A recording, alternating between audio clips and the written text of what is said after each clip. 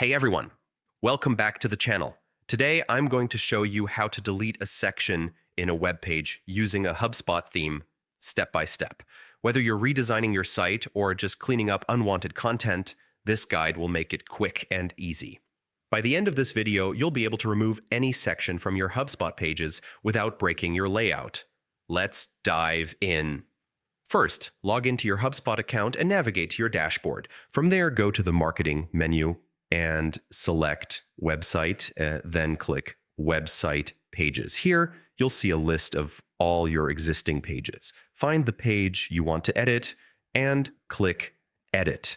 Once you're in the page editor, you'll see all your sections displayed as blocks on the page. HubSpot's drag and drop editor makes this really intuitive. Hover over the section you want to remove. You'll notice a small toolbar appear at the top of that section.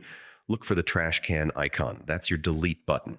Click on the trash can, and HubSpot will ask for confirmation to make sure you don't accidentally delete something important. Confirm your action, and the section will be removed immediately from your page. Now, here's a pro tip. Before publishing, scroll through the page to make sure removing that section didn't affect the design or layout. HubSpot themes are usually responsive, but it's always good to double check. If you ever need that section back, you can use undo or re-add it from the Add Section menu. HubSpot keeps it easy for you to recover or recreate content if needed. And that's it! You've successfully deleted a section from your web page using a HubSpot theme. Super simple, right? If you found this tutorial helpful, make sure to hit like, subscribe, and turn on notifications so you never miss a HubSpot tip.